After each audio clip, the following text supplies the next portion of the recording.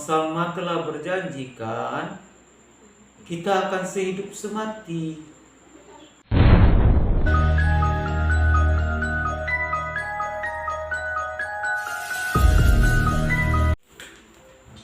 Assalamualaikum warahmatullahi wabarakatuh. Terima kasih sudah klik video ini. Jangan lupa untuk subscribe, like, komen, dan share. Baiklah, kali ini saya akan bercerita tentang horor. Ini ada sepasang muda-mudi, ya. Kita sebut saja yang laki-lakinya bernama Salman. Ya, dia seorang petani di suatu desa di daerah kita ini, Pekanbaru. Dan perempuannya, ya kita sebut saja namanya Dina. Dina ini masih dalam status sekolah. Dan dia adalah anak satu-satunya dari orang tua, anak tunggal. Tapi hubungan mereka ini tidak direstui oleh orang tuanya Dina. Mungkin karena ya Dina ini masih kecil pada orang tuanya karena dalam masih sekolah, atau mungkin juga karena statusnya Salman tadi hanya seorang petani sawit. Itulah menyebabkan hubungan mereka ini tidak disetujui atau direstui oleh orang tua Dina.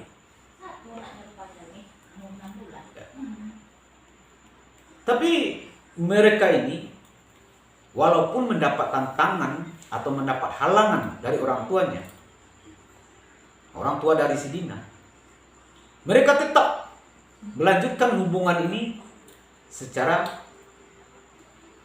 diam-diam atau secara sembunyi-sembunyi. Ya, mereka melakukan pertemuan dengan secara sembunyi-sembunyi. Ya, apalagi zaman sekarang ini kan ada HP. Ya. Ini kejadiannya ya mungkin udah 3 tahun yang lalu.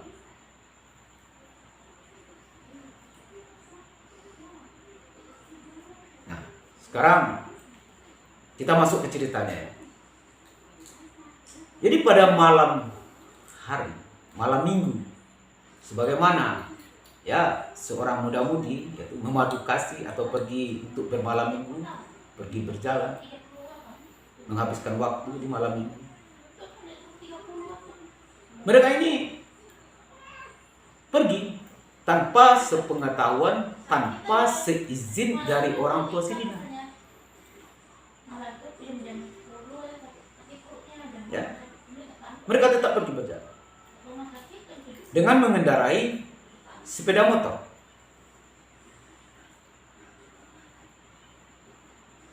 Ya. Mereka pergi ke suatu tempat di mana di sana itu mereka itu mengucapkan sumpah janji mereka bahwa mereka ini telah berjanji bahwa dia itu sehidup semati. Padahal Salman ini tidak direstui oleh orang tuanya si Dina. Tapi yang namanya cinta, mereka tetap melanjutkan hubungan mereka. Ya, pada saat dia pulang dengan mengendarai sepeda motornya, dengan hari begitu sedikit gerimis hujan, mungkin karena begitu senangnya atau begitu gembiranya mereka ya dapat berjalan berdua di malam minggu, sehingga mereka lupa bahwa jalan yang mereka lalui tadi sebuah penurunan yang tajam, dan itu pun dalam keadaan hujan yang tidak begitu lebat. membuat jalan itu licin.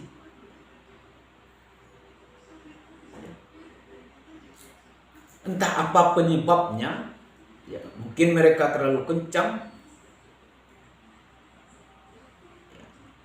Terjadilah hal yang tidak diinginkan. Motor mereka jatuh.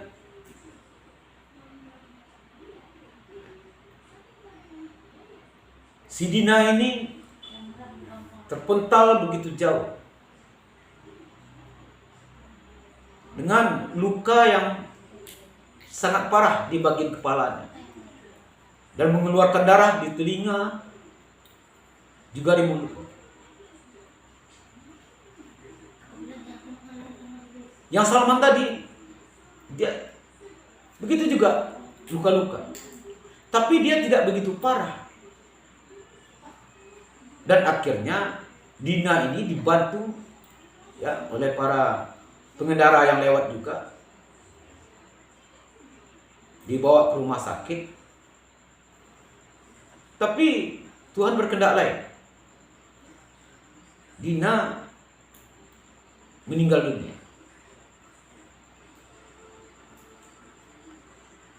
Ya, setelah itu dibawa ke rumah sakit, sudah selesai divisum segala macam, akhirnya jasad Dina dibawa pulang. Ya, otomatis orang tuanya Dina tadi tidak menerima keadaan Dina yang seperti ini, karena dia pergi tanpa meminta izin, dan dia begitu marahnya kepada Salman tadi.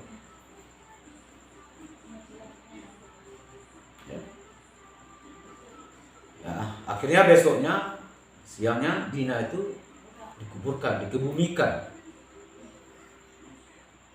Ya, setelah selesai itu, Salman ini diminta pertanggungjawaban.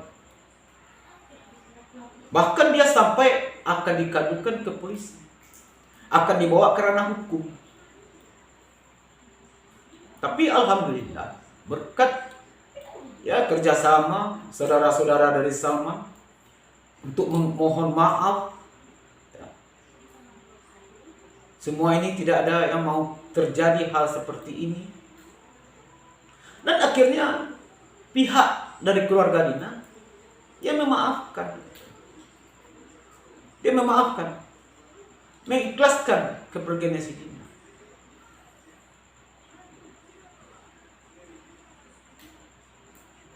Ya, setelah selesai itu, ya lah, dah damai orang ini.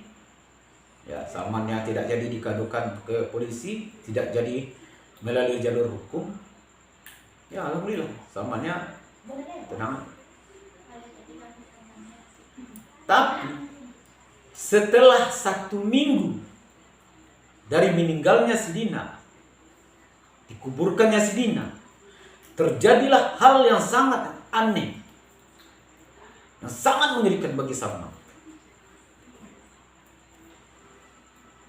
Ya, saat itu orang tua Salman, ya, pergi keluar kota mengunjungi, menghadiri hajat pesta saudaranya dari ibunya di kota lain.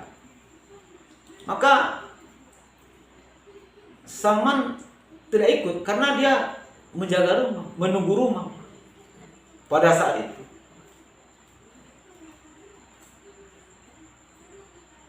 Ya.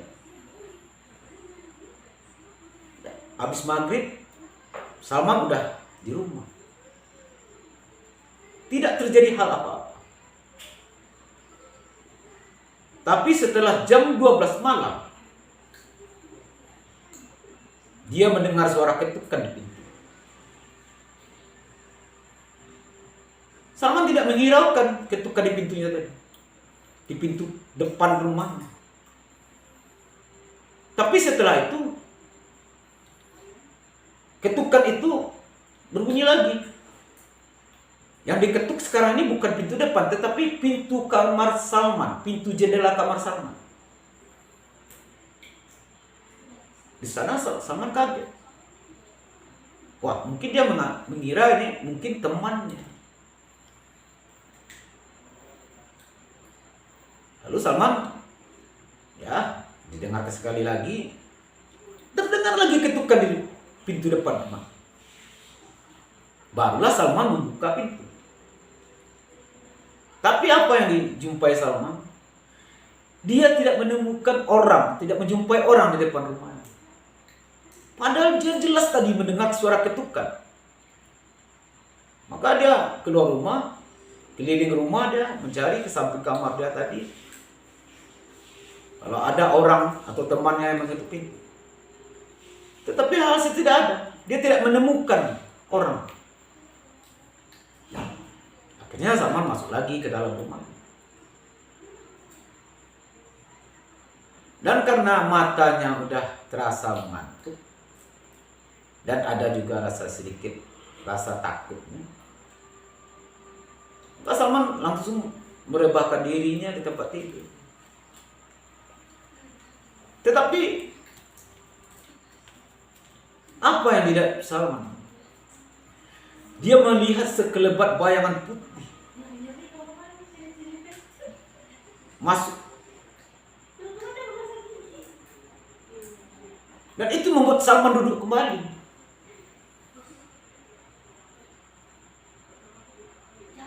Tapi apa yang ditengok? Ya, bukan bayangan putih, tetapi ya, seorang wanita dengan rambut yang panjang, dengan muka yang berdarah-darah, mengeluarkan darah.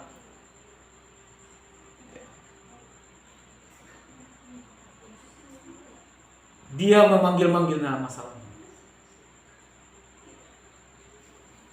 Bang Salman, Bang Salman. Di situ Salman sungguh sangat takut sekali. Karena dia tahu, karena dia melihat sekali di depan dia bahwa di depan itu adalah ya, wajahnya mirip dengan Dina, pacarnya yang telah meninggal seminggu yang lewat.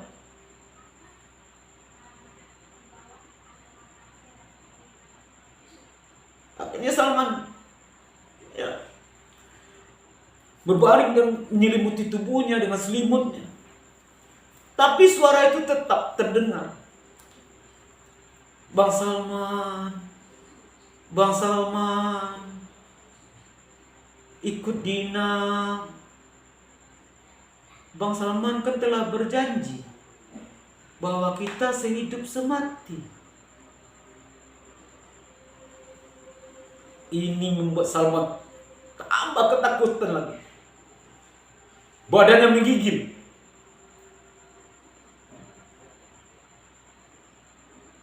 Salman tidak bisa memejamkan matanya. Dia mendengar suara-suara itu. Akhirnya Salman ya membaca surat-surat pendek apa yang didapatnya. Alhamdulillah. Dia tidak mendengar suara itu lagi dan dibuka selimutnya. Dia tidak lagi menengok sosok Dina yang di depan dia dengan muka yang berdarah-darah, pucat. Ya, walaupun sosok tadi tidak ada, tetapi Salman tidak bisa memejamkan matanya. Dia tidak bisa memejamkan mata. Dan setelah terdengarnya suara azan, barulah Salman ini merasakan, barulah Salman itu bisa tidur.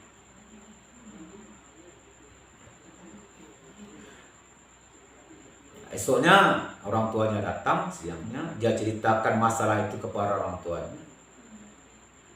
Ya, orang tuanya ini tidak percaya dan mengatakan bahwa Salman itu halusinasi kamu. Mana ada?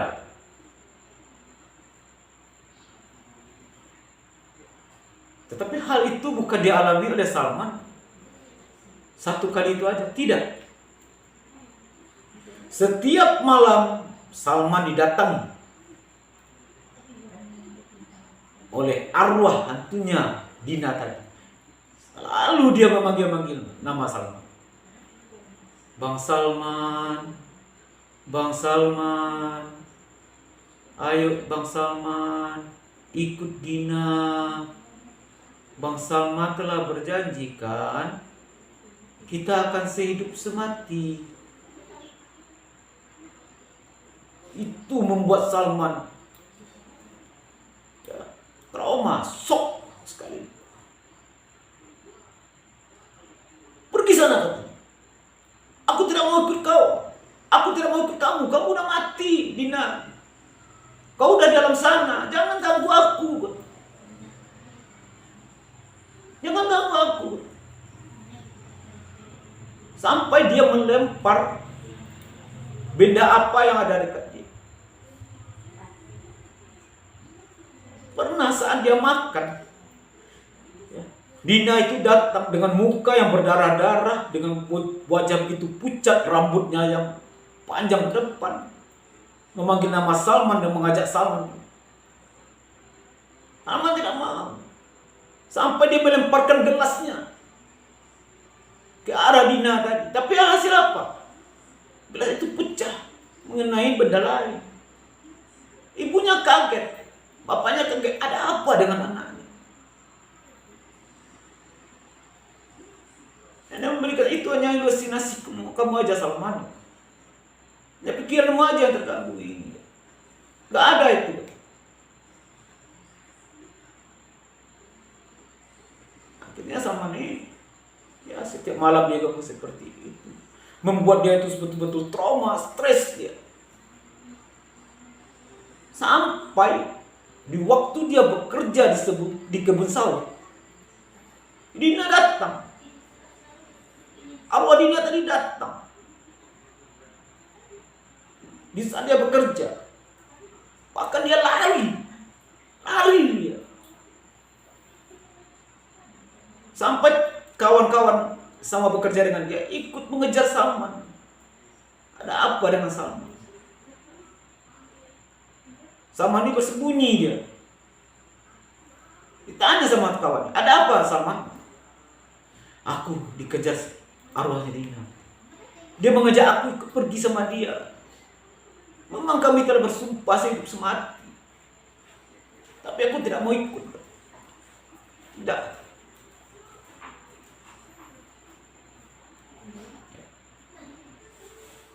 Ya, hal itu pun akhirnya dibawa sama kawannya lagi ke Bali. Ditenangkannya Salman, diberikannya dia air minum.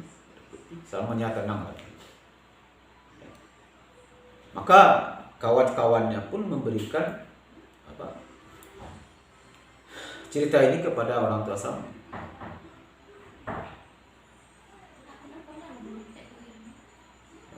Pernah suatu kali Salman ini di depan rumahnya duduk dia sambil merokok dengan minum kopi di samping sebelahnya. Saat itu lewat seorang perempuan.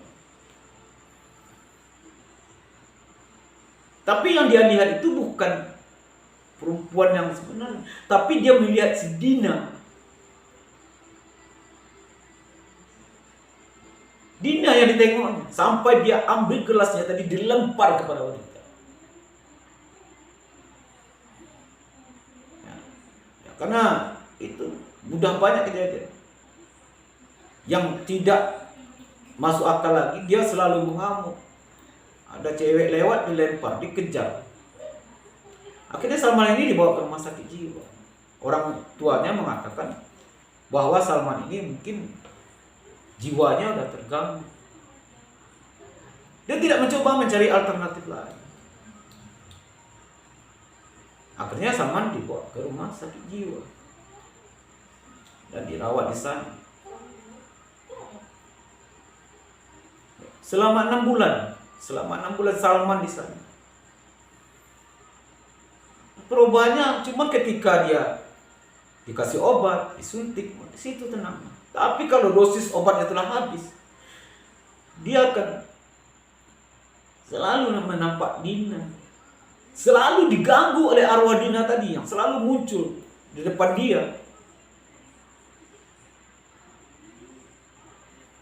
Ya karena ada 6 bulan tidak ada perubahan, akhirnya Salman dibawa pulang, dirawat di rumah.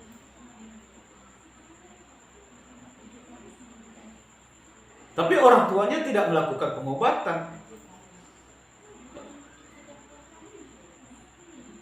Di rumah dikurung Salmannya. Tapi Salman ini ya biasa, dia merasa diri dia tidak gila. Dia mengatakan pada orang tuanya, saya tidak gila. Saya diganggu oleh rohnya Dina, arwahnya Dina. Saya bukan gila, Bu. Saya bukan gila, Pak. Tapi orang tuanya tidak percaya.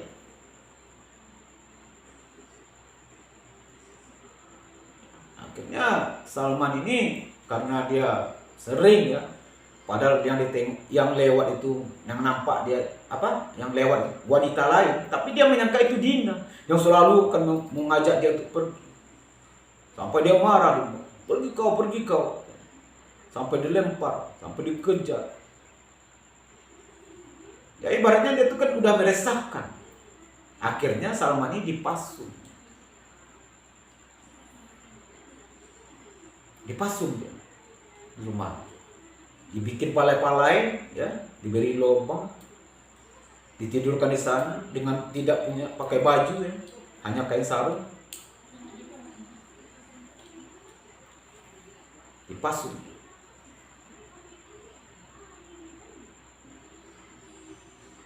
Ya, ini ceritanya saya dapat dari pasien saya yang datang berobat, dan dia menceritakan seperti tadi. Karena saya mendengar ceritanya begitu, dan saya minta izin sama dia, boleh enggak saya datang sana? Mau enggak mengajak saya ke sana, ke rumah si Salman itu? Saya mau menengok. Ya boleh Pak, silakan aja Pak. Kalau Bapak mau, ya terima kasih banyak. Itu tetangga saya. Akhirnya saya ikut dia pergi ke tempat dia. Sampai di rumah Salman, saya minta izin sama orang tuanya.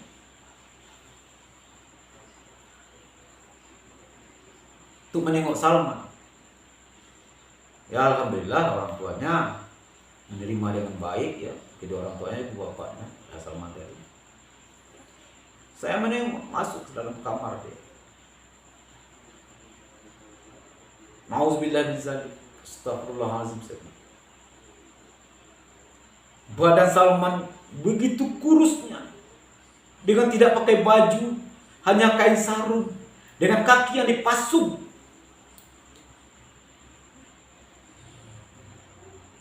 Dia memohon pada saya, tolong Pak, tolong saya Pak. Saya tidak gila Pak, saya tidak gila. Ya kamu tidak gila saya. Saya ini diganggu oleh rohnya Dina, mantan pacar saya. Memang saya berjanji sama Dina sehidup semati, tapi Dina yang lebih dulu pergi Pak. Saya belum mau mati Pak, tolong saya Pak.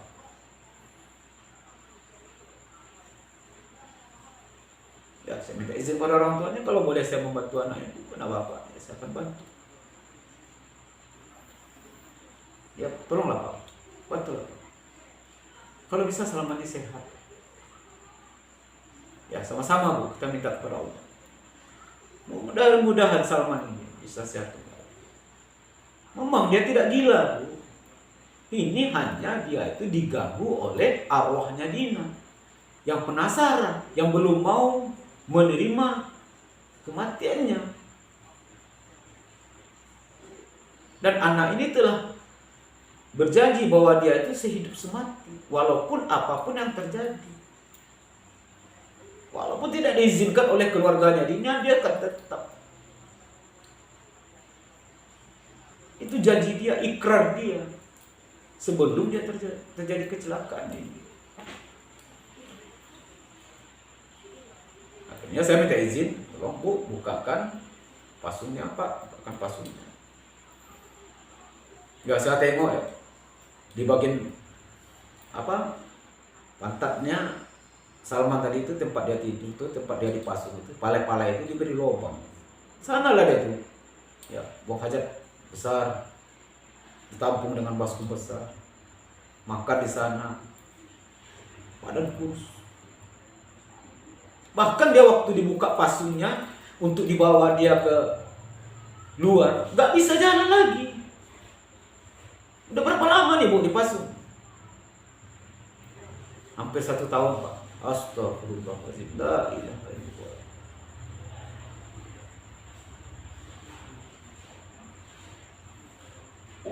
Ya, akhirnya saya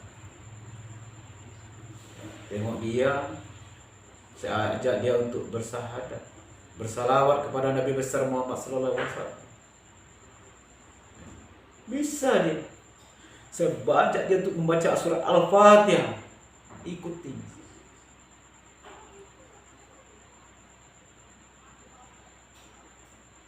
Akhirnya ya, saya buang.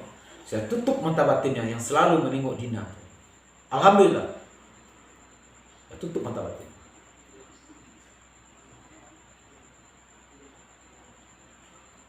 Setelah itu saya minta izin sama ibu bapak. Saya merasakan aura di rumah ibu ini dah lain. Saya rasa ada yang tidak bagus di rumah ibu ini. Ya tolonglah Pak. Kalau bisa Bapak cari apa yang tidak bagusnya itu. Ya arwah si Dina itu. Tetapi ada hal yang lebih lagi. Dan saya mengadakan meditasi di rumah itu. Ya saya merasakan bahwa ada tali pocong yang ditanam di depan rumah Salman tadi, orang tua Salman tadi.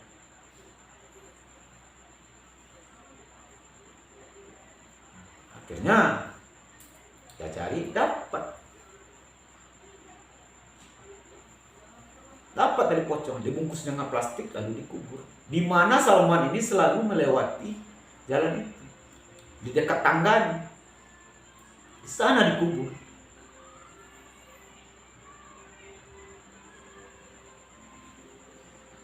Tapi siapa orangnya? Padahal orang ini ya udah damai. Ya mungkin di saat penguburannya ada saudaranya Dina tadi atau kerabatnya yang tidak ingin menuntut balas sama Salman. Akhirnya dia mengambil tali pocongnya dan menanamnya di depan rumah Salman.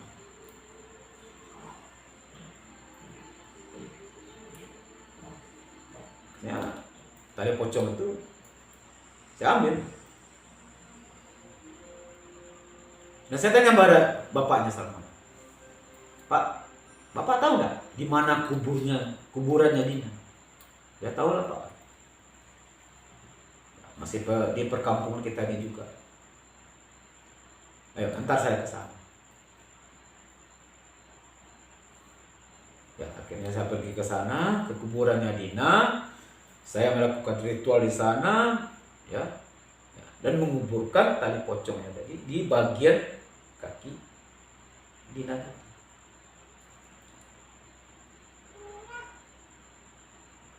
Ya, alhamdulillah. Semenjak saya kuburkan dan si Salmannya tadi saya bersihkan, yang selalu mata batinnya saya tutup.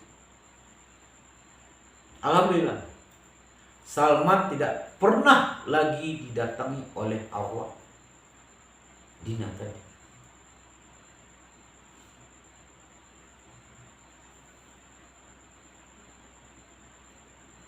Itulah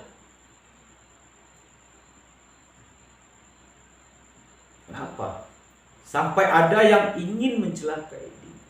Itu tadi karena orang tuanya tadi tidak merestui hubungan Dina dengan Salman tadi.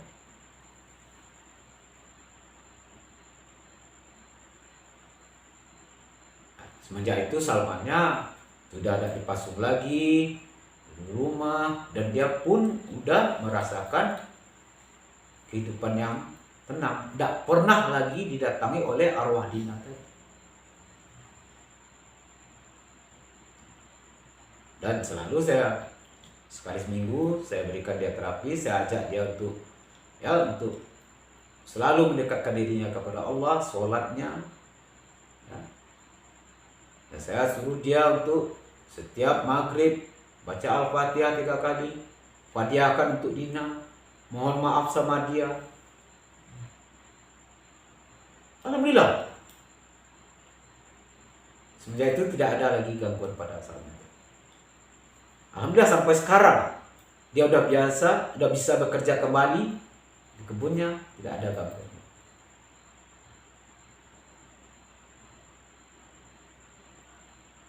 Ya, untuk kali ini kita cukupkan sampai di sini. Di lain waktu mungkin ada cerita yang lebih menarik lagi dari pasien saya. Kita akan bagi di sini. Ya, saya cukupkan. Assalamualaikum warahmatullahi wabarakatuh.